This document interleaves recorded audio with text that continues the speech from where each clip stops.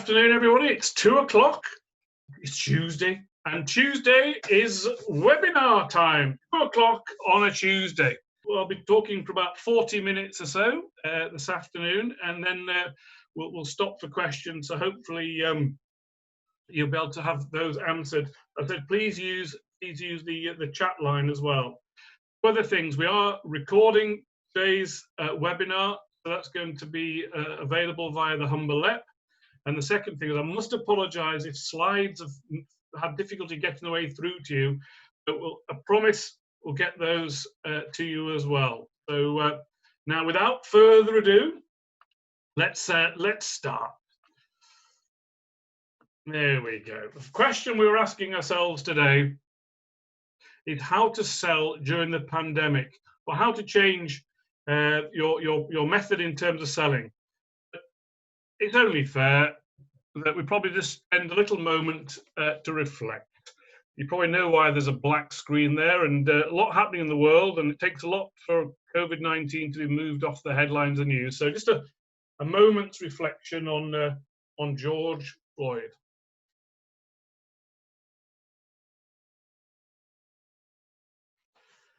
So, remember those days, eh? Gosh, can you remember them?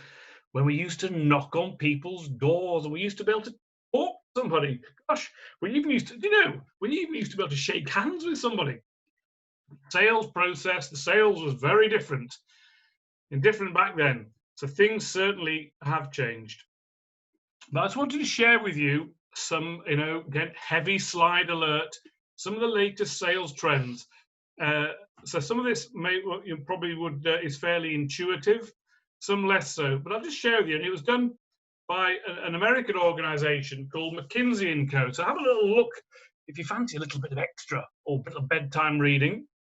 Have a look up, and then they signified three major sales trends. So there's a huge variation in spend across certain industries. Some are doing well, some are doing less so well. But surprisingly enough, as a general rule of thumb, a lot of it is holding up. The second thing to point out, and again, no great surprise here, that we have moved very much towards behaving in a digital virtual world. We'd never have foreseen the fact that you'd be here a few months ago doing this. And thirdly, it doesn't. You can see that we've moved very much towards remote sales. It's some time since I've actually, seen, spoken to, shared oxygen with a customer. So they were the three headlines. Now here we are. Heavy slide again. So I do apologise. Glasses come on. Now this was straight in the early part of the pandemic. Now this survey took place across 11 countries and thousands of businesses, and you can see before which method was most important in terms of dealing with customers. You can see 52-48 in terms of traditional as opposed to digital, and then straight away you can see there's quite a substantial shift to what they classify as digital enabled sales interactions. So which method is more important to your customers? A lot of it was event driven, but you can see that the rules of the game have changed. The second thing is, forgive me, this is a very heavy slide, but so the key thing here is the principle about the change in business to business for self-service. Research, evaluation, order, and reorder. There is a growth towards self-service. Now, come on. How many of you are sitting there thinking, what the blazers is self-service? Well, it is the development and use of apps, trading and buying through e-commerce, and the likes of using chatbots on websites. So this idea that a lot of self-service is taking place, that there is a minimal personal interaction with a customer. You can see a huge shift to self-service. Now, I'm not here suggesting you go out and design an app for yourselves, or you put a chat bot on your website, but I would certainly encourage you to start thinking down those lines. I'm a great believer, those of you who have survived these webinars of mine before, will see We very much, believe in statistical analysis. But change, you think about your own behavior in how you actually interact with your suppliers, a lot of it in a retail setting. Self-service is a growth area. Now, I don't expect you to read this, but you get a flavor of how effective the new sales model is in reaching and serving customers. I won't ask you to go all the way down the slide, but you can see 46% of businesses said it was less effective, this sort of remote digital working. You can see about 54% are saying it's about the same. A lot of argument is taking place and a lot of thinking and a lot of research is how are we going to behave like this in the future? Are we going to be dealing with customers purely at an arm's length or a digital way? I would suggest we're certainly shifting in that direction. It'd be interesting to see if this survey is repeated across all sectors in a few months' time when maybe the door has opened up for us actually to be out and about. So, the one thing I would advise is that it doesn't matter how great you are from a digital perspective, you cannot ever, I don't believe, replace the human touch. If I asked you to think about all your customers or your key customers, how they came to be customers, I'd probably be a reasonable bet that a lot of it came about because if you actually met them, you spoke to them, you actually spent some time together, you built empathy. And really the best form of sales is to be probably face to face with a customer. So a big change there. Now this was fascinating. Last week, the Office of National Statistics showed that 30% of sales, online spending, reached a record high. What that means, in effect, is that I think for the first time that online sales were on a very with sort of face-to-face sales, so really growing dramatically, a record proportion. So in value terms, it was similar, but you can see as a percentage terms, really high. So we are shifting very much towards an e-commerce scenario. Right. We move forward. You've seen this slide before, but in a different way. For those of you kind enough to attended previous webinars, this is the rules of the game. We've gone the response phase. Was the initial shock from COVID-19 back in the February and March, etc. Recovery phase, and then this term which has been coined, new normal. So, what's next? First thing I would encourage you to do in your sales, I know this is challenging because some businesses are really hitting skids and it's tough time, is to have a positive mindset. The cake may have shrunk and there may be some maybe issues with spending, but there are opportunities out there, and it depends on if the glass half full, glass half empty. And I'll explain about some of the reasons why we can pick up opportunities. It is having the belief that you can actually grow your sales or keep your sales at this particular moment in time. So, instant few tips. First thing I would encourage you, and I'm sure many of you have done this already, is to open your eyes. Ask yourself those questions. Do your research. Where are there opportunities? Because they do exist. And I'll come on to it in a little while. The second thing that is really one of the most fantastic things that has taken place in this period has been the fact that people are being so quiet, so kind, so generous, a real sense of community and helping others. And in business, a lot of people have given things away and given value to customers. And many of you, that glass half full attitude and that quid pro quo, when you give more, you receive more. It's the idea of thinking that, we're in it together, which comes on to the next point, that there is generally belief that there is a sense of collectivism that exists. So, we're trying to help each other, not just from a social perspective, from a business perspective. And for those of you who saw me last week talking about what to do from a marketing point of view, think very much that you're there to educate and not irritate, and to think about the value you're offering, share that with clients, but not necessarily to be so brazen in terms of selling. So think about this from a strategy point of view. Those of you have probably heard me speak before will know that I go down this particular route. There really are principally only 3 ways in which you can grow your revenue. The first one, for many, is obvious. You gain more customers. Secondly, you sell more sales to existing customers or sell at a higher price, get more from your existing. And thirdly, in which to get customers to buy more often. So from a sales strategy point of view, irrespective of COVID-19, this is the rules of the game. A lot of people will chase new clients. Ideally, it's cheaper, quicker, faster to get more sales from your existing. And then depending on the structure of business, to get people to buy more often.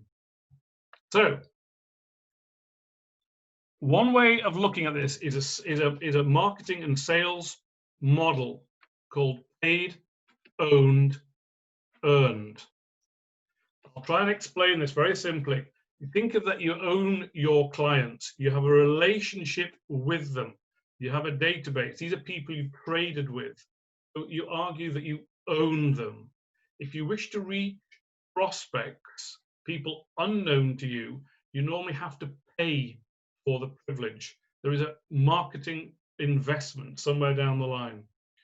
And the third group is your people you've earned. What you maybe your followers on Facebook, Twitter, LinkedIn, etc.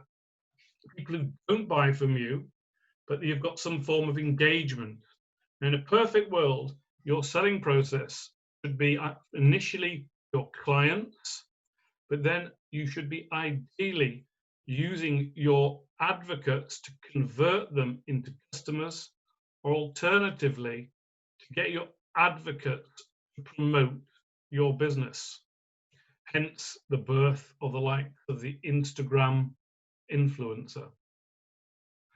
Paid, owned, earned is a very simple model, worth Googling, looking it up, about looking at how a sales strategy, very much the idea of trying to get more from your existing. So I would suggest, if you don't remember anything else from today, I would focus very much initially on that phrase: customer retention. How to keep your existing customers. You've worked, fought so hard to get them, to keep them. And I'll just take you through very approach on that note. So what I'd advise each and every business to do is to keep the sales engine running. But the first thing on this one, and we've covered it from a marketing perspective, is to get your tone of voice right. The other day, I received an email from a company I dealt with quite some time ago, and they were a printing business. And they emailed me very bluntly, "Would you like to buy some print? Here is an offer." And I wouldn't be exaggerating to say that my first reaction was to laugh. The tone, the whole approach was brazen. I couldn't have hit the delete button faster. I don't think they got it right. There was no warm up or anything. It was a very much a cold process, and it didn't make me feel particularly warm and fuzzy. So 4 tactics to keep your sales engine running. Firstly, to think about pivoting to virtual selling, protecting your customers, keep engaging, and then to think about your sales pipeline. So let's cover these individually. Firstly, to pivot to virtual selling, we'll speak about as we go along, but to protect your customer base, first thing I would think about doing is to get a list of your customers. And need to understand where your revenue is greatest, who have been your biggest, your most profitable customers, who have you got the best and deepest relationships with, and you've got a whole strategy around that. So it's innovative, really simple list of customers. Where are the challenges? And so retaining customers would be an absolute and number 1 priority. You've seen this slide before. I'm surprised sometimes how reluctant businesses are to actually pick up the phone and talk to a customer. someone you've been trading with for even for a year or 10 years, I think there's no better way than to find out about their current needs and their current issues. The next thing is to think about keep engaging with your clients. So let me just read that first here. They need to know that you are there and that you care. It's surprising, and I've quoted an example previously.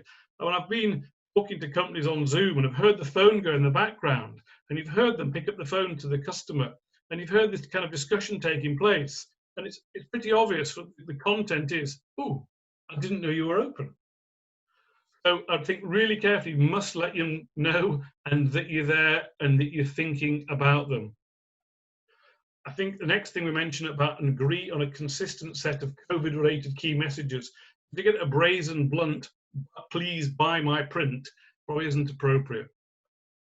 The third issue is probably a little bit more complex. Keep up the regular communication. Now, we don't want to be chief stalker, pester people to death, but there's a rule of thumb that you have to gauge what's right in terms of your newsletters, your communication. You can overdo it, and that's down to you having a sixth sense or just a sense of well-being there. And the other issue that I mentioned about looking to build a sense of community, connecting your customers with wider networks. Often you'll bump into somebody and you'll cross-refer them. I'll come back to referrals in a minute. You're actually providing value to your clients. The attitude about we're in this together. Now, the next thing I mentioned about prioritizing your pipeline.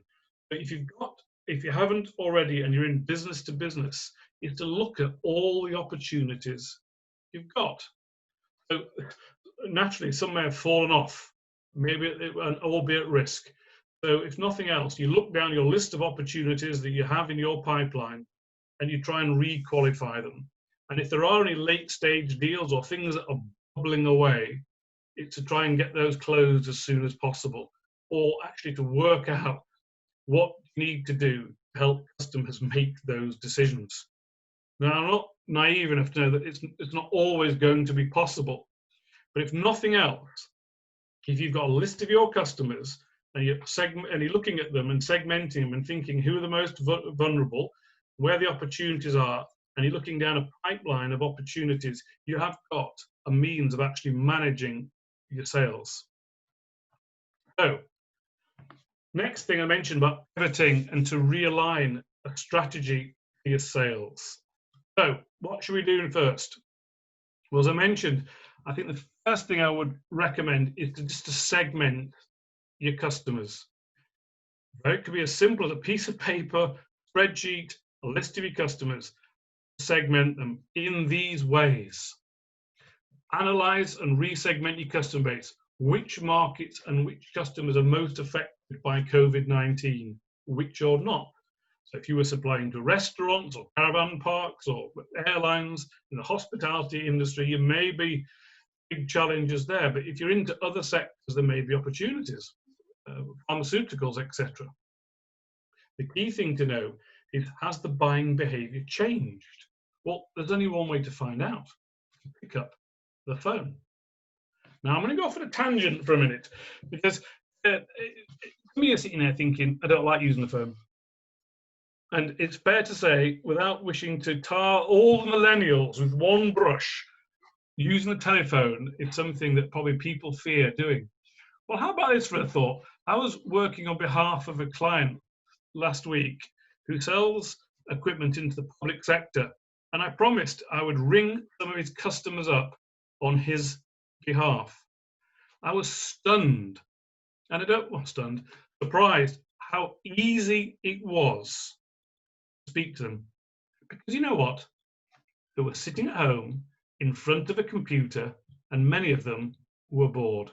Many of them were sitting there dying for the phone to ring. They'd done the Zooms, they'd all that sort of stuff. They were waiting. They were quite happy to speak. And when I was doing this with this client, they said to me, well, it's quite straightforward. You've got, in effect, a sitting target. I think about that, that people may well be easier to reach. So, next thing is to think about the impact for the spend. So you've segmented the customers, you looked at buying behavior. So you have to really think about the products and services and the opportunities that you have with those clients. You want to probably signpost the risky ones. But what you might end up doing is to segment your customers. So you've got list A and list B in where you believe the best opportunities are. So think about re-segmenting your customers. You also might wish to think about re-segmenting your prospects as well, if you have those two as potential items. Often, my old boss of mine used to say when I worked for an American business, chase the money. Who's got the money? Well, I'll show you one organization who's got a little bit of money to spend and there may be an opportunity. So think very carefully. The next stage is to think about a digital transformation for your business. Remember, I spoke about that a little bit earlier. So I think what you might need to do is to reframe initially your offer. Does it still speak to your customers' needs in these times? The world's been tipped on its axis. So think about what you are offering now. Is it still current? And it clearly says that your product may remain relevant, but you need to position it to change. So you might think, and I spoke last week about examples about businesses who supplied to business, so the bakeries and vegetable wholesalers pivot to their business, and now they're approaching other clients. So repositioning their business, and to really think carefully about your value proposition, make it relevant to the latest world that we're in. But think carefully about that. We'll come back to value propositions. Now, here's an interesting one about productivity. This argument, virtual working risks a drop-off in productivity. I was working with a client recently, and I don't mind, sort of, the name has to remain anonymous, but they were terrified, and I use that word deliberately. They had a sales force who were now away from the office, out of sight, out of mind, and he was genuinely worried. He hadn't furloughed them, that they were at home, and he wanted to know if they were still working. Now, you could argue it's a very old-fashioned mindset, but we advised him in various different ways in which you could manage a team remotely and also put in place tools for monitoring and helping them manage things. The argument is, with no more travel, flexible working, the phone at the fingertips, the computer at the fingertips, you can actually be more productive. So activity, well, it might well increase. Your customer base may have shrunk, but your activity may well increase. So, makes sense? So digital realignment, segmentation of customers. So let's move on to sales opportunities. Some of you thinking, oh my goodness, business is a struggle. Where are the opportunities? Well, I'll maybe give you a few tips and to find some. We're now into the world of marketing. I have to cover this quite quickly given the time. There's two ways of marketing, in effect. There's two, inbound and outbound. I'll do this very quickly because we did cover marketing in great detail. If you're looking at doing outbound activity, you'd normally classify that as emails, newsletters, direct mail, phone calls, social media, and it classifies as a push strategy. Email open rates have grown. So that would cover if you're emailing customers, that fits into newsletters. Who's excited to receive a letter? Me, I certainly am. And phone calls. I spoke about them. And then, you know, the use of social media in terms of activity, depending on which platform is most suitable for your business.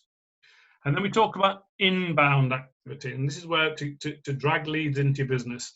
Normally that comes under SEO and your website, your blogging for content. Spoke about the growth of video, retargeting advertising, so the people who visit your website get retargeted, the growth of social media, and that's very much a pull strategy. I won't go into in great detail, but they're some of the tactics in which to create your own opportunities. social media. Again, we're going to cover that in other webinars that are coming up. But again, you've got to think about which platforms are suitable for you and to actually master those and to find opportunities there. Now, here are some tips in which to find sales opportunities. Tenders. Now, how many of you subscribe to tender portals and to see what's coming out upstream from central and local government? Well, I do. And I get a daily email, and pre-COVID-19, I got through about 60 alerts a day, all on one email about the opportunities that I had registered for. Post or during COVID, that's now averaging 250. There is a lot of money coming out of central government. A lot of it naturally COVID related, but you'll be surprised about other things that are out there. Now, some of you might say, well, I don't want to bid for tenders. That's fine. But if you register with tenders, you get to see who's spending and where, who's winning it and where. So think about maybe you want to look for tenders, market information. The second thing is look actually on the Gov.uk website, often referenced for you to sit there at 5 o'clock watching it. But there, the government is telling you, and you can register there and you can get email alerts sent to you. It'll tell you where they're spending it, where there are opportunities, etc. I spoke long and hard before about the use of Google Alerts and Google Trends. And I won't dwell on those two, but it's again places to go to find opportunities. Participation in Facebook groups and LinkedIn groups. You know, anyone who's on the Yorkshire Mafia, when there's 20,000 or 20,000 plus people in a LinkedIn group where opportunities are being posted by the day in those groups, by participating in that LinkedIn group and plenty of others locally, there are opportunities out there. You get, and it's also opportunities for engagement. And the other thing, shout out here to the Humberlek and to the advisors. There is local business support and there's help there to guide you along through these times. You may wish to take advantage of that. 7 things there that you can be doing to find opportunities. But, you know, the best way to seek opportunities, in my humble opinion, is to speak to your customers. Oh, and to seek referrals. Ask for referrals. Ask for referrals. You've got relationships with customers. You are looking at reinventing yourself or looking at how you change your way. Speak to your customers. You'll be surprised what opportunities to do, because by definition, even good old Dale Carnegie, how to win friends and influence people. People, if they're asked, will give referrals. But because I believe we're wired to help. So maybe think about using that as a sales strategy to speak to people. That type of question that you will ask your clients, whoever, who you know, whether you feel those opportunities. So ultimately, now this is the bit where I'm going to pause in a minute, you'll need a sales plan.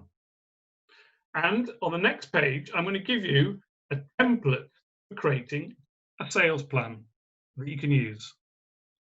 And that's it. A few moments to look at that. So think about it this way. Your first element is to have a list of target clients. The second thing is to think then very much about having a value proposition. The value you offer your clients. Thirdly is to think about the message that you're going to be using, the means to get that value proposition to your target clients. Your clients could be new, existing, dormant, etc. You then think about your pricing. Where are you relative to competition? What are the value you're going to offer? Are you going to be selling direct or indirect? What's your sales process? How are you structuring yourself? And what you're going to be doing in terms of after sales. I'm not a big fan of making sales plans that last for pages. This is one sheet of paper. And some of you are sitting there thinking, not sure how to do that. Well, I've just taken as an example a fictitious business in the local area and created a sales plan. It's very high level, but hopefully it gives you an insight into what to do. But the first question to address before I show you that is about the value proposition. If you think really carefully, if you look at that on the bottom, what your competitors do well. On the right-hand side, what you do well. On the left, top left, is what your prospect really wants. The secret then is to fit your value in what your customers want, what you do well, and what you do better than the opposition. People refer to it as a USP, people do that, but it's back to that acid, between the eyes question: why should I buy from you? What value do you offer me? So leave that one with you, and then I'll come to this. Oh my goodness, here is a marketing plan for an electrical business. And it's made up in Hull. No names, no pack drill. Their target clients are consumers in Hull who own their own house. Okay? Plumbing, electrical, and goodness. They will offer plumbing services and offer smart technology. The value proposition there is they do the day-to-day stuff, taps and bathrooms, etc., but they also offer smart technology. That gives them a residual income, it gives them a subscription and value to the customer. They'll be saying about how they can save money and how they can best manage their clients and their opportunities there. So target sales, value proposition, their messaging, they're going to use direct mail, use Facebook, and use newsletters. Plumbing business, well, direct mail, well, if you want to reach consumers in Hull who own their own house, the easiest way is to put leaflets through doors of people who own houses. You know where the house is, you know, you've probably got an estimate of whether it's a more affluent area or whatever area you're aiming for. Very simple stuff. A lot of consumers in Hull are on Facebook. If you've got existing clients, you'd use newsletters.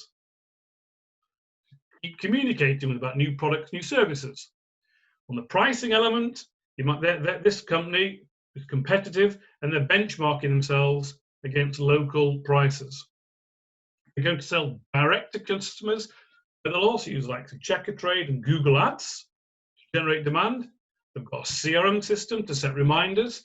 Let's say they've done a boiler service on May the 10th, then they'll get a notification to contact that customer following May to remind them their structure and how they're going to do it. We've got a part-time salesperson to help them do it, and their after sales is to follow up phone calls and do customer satisfaction surveys. Really simple. You can see a very simple process. Who they're trying to reach, what are you going to say, how are you going to do it? Who are you going to reach, what are you going to say, how are you going to do it?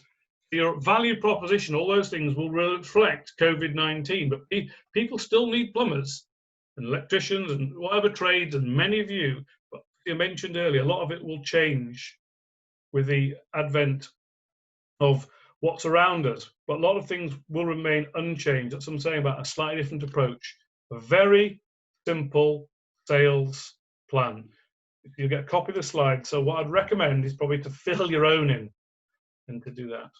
So, 5 minutes to go. Right, beyond COVID-19, planning for a different future. Oh, what's up next?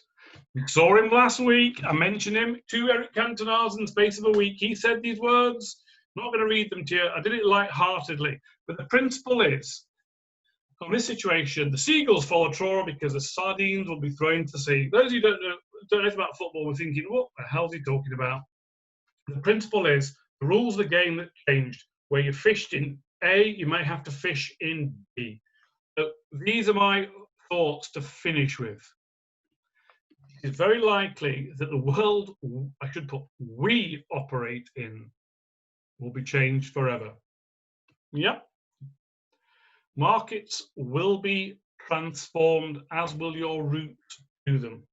You've already seen that early in the presentation about the shift to e-commerce, remote working, customer accessibility. Strongly recommend that you use your time now, refine your ambitions for your customers, not to quarantine them.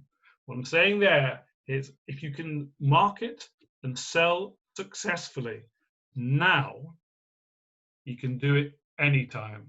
And if you're going to do anything different, maybe you have to do things differently. You are market testing right now.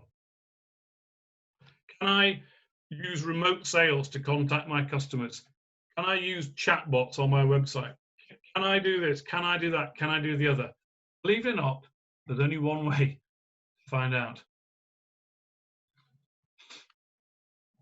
Because, here our thought of the day, never let a good crisis go to waste. Spoken before about the developments of innovation, the birth of the iPod, the birth of the Kindle, the growth of certain companies, Coca-Cola and other businesses who've used a crisis, a pandemic, a world war as a springboard. If you can do it now, you'll always be able to do it. And interesting enough, I was talking to a colleague the other day, and we were drawing an analogy about this. Imagine you're starting, forget COVID-19 just for a minute. You can turn the clock back 3 years, 5 years, whatever. Imagine you're starting a business. You're starting with nothing. You're taking risks. You're going out there talking to clients. This is the same mindset. You maybe have nothing or a limited activity, or it's really challenging. That's what you do. Obviously, the difference is now that we're all together, and naturally this potential shrinkage, but that's back to the issue of mindset. So my advice to you is this: never be the slowest gazelle. So, there's competitors out there, there's people entering your market, challenge difficult. The secret, in effect, is that your market take has shrunk. You just don't want to be the slowest. So maybe you have to adapt accordingly. My final thoughts are these. Take us to the end. Want some tips from today? Think customer, think digital, think value. Your customers are your lifeline. They're the people you've dealt with for many years. They've got the relationships, etc. Seeing them face to face is a challenge. You have to think digital and think about the things we spoke about, self-service. And the question, why should I buy from you? And the value you're offering me now. That is probably where I would think, if you want to leave any thoughts, because this focuses very much on what we spoke about earlier, customer retention. Think customer, think digital, think value. So, how do I finish? I'm going to stop sharing in a minute. So, you get a copy of the slides. You'll get a link to next week's extravaganza. If you've got any questions, I'll take them now because I'm going to stop sharing. And I will say that as I say every week, the whole are giving us the opportunity to have one-to-ones. Hi Simon, what chat box services do you recommend? Continue from both. I'm aware of Talk and Zendesk. Well, it's a good question, that is. My recommendation on chatbots would be to probably have a little word with your web designer, etc., and have a look at what is compatible.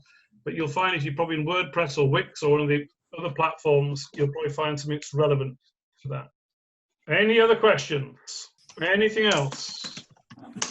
I like to do it in about 3/4 of an hour, so hopefully you've got an insight into sales. I'll see if there's any other questions. Well, if there are no questions, I've stunned everybody into silence. I hope you've enjoyed it. 2 things to say to finish off. We're back next week, where we'll be talking about online sales and how to get online sales. if anybody would like any help with their business, the Humber will fund a one-to-one support, so that can be done for clients. As I said, we will receive the copy of the slides and a link if anyone wants to join me next week. I'm going to hang around if anyone wants to ask any particular questions, but I'd like to thank you for today. Simon. Hello. Hi, it's Julie Dealey from. Hi, Julie. Hiya. Just a quick question. Yes. The one-to-one sessions. Yeah. Is there a sort of a time frame on those? Is it after the Humble etc.? No. All that happens is that if you've registered with the Humble App or you've got a business advisor, that's great. We can arrange that. If you haven't, you just register with them. They contact me and say, go ahead. We arrange it between ourselves, and then it's at a convenient time, morning, noon, or night.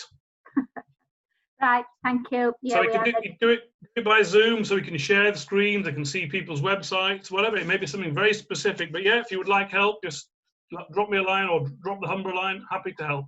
Okay, thank you, Simon. You're welcome. Simon. Hi, Mark. How are you doing? I'm all right. Yeah, it was me who posted that comment about chatbots, about Talk and Zendesk. Are you aware of both those, or are there I'll have any? To be honest, so only by name. I'll have to be honest. So right. I know I very hard, but I think a chatbot is not. There are free chatbots out there. Yeah. But I think from a customer engagement point of view, to show you're still alive and to engage with clients, putting one on your website, I think is probably, if not for now, it's certainly the future. No, well, we as you know, because obviously I've been to a couple of your sessions, and your sessions are excellent. No, they are. They're really good. No jokes. I was very serious today. No, it was very serious. Yeah. I did go for a run this morning, and it was this morning, Sam, so I didn't look sweaty when.